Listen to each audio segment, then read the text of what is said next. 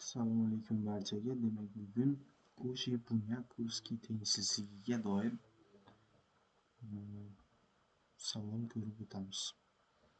Demak, Cauchy-Bunyakovskiy tengsizligi o'zi qanday? Bu a1 kvadrat plus a2 kvadrat plus a3 kvadrat plus y ko'zi n ning kvadratiga ko'paytiramiz. b1 kvadrati b2 ning kvadrati plus y ko'zi bn ning kvadrati katta yoki teng bo'ladi. a1 b1 plus a2 b2 plus y ko'zi an bn ning kvadratidan katta bo'ladi. Endi misol qiladigan bo'lsak, bunga doir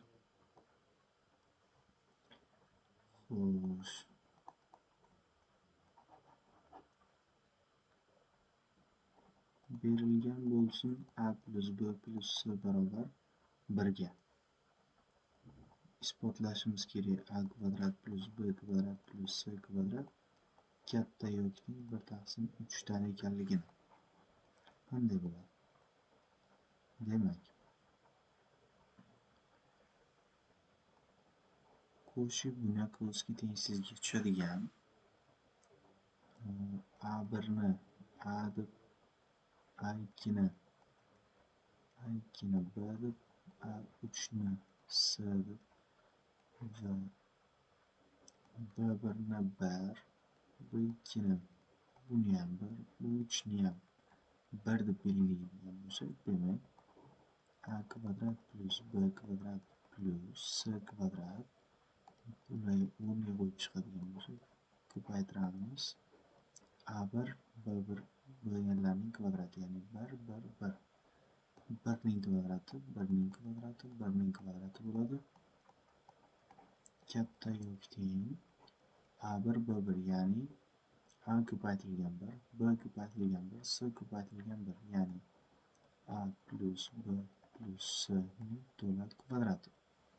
Endi a kvadrat plus b kvadrat plus c kvadrat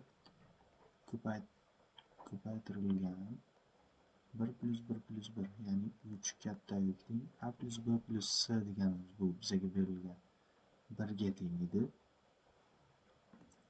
1 ga teng bo'lsa 1 ni o'rniga qo'yamiz, uning kvadrati 1 ga teng. Demak,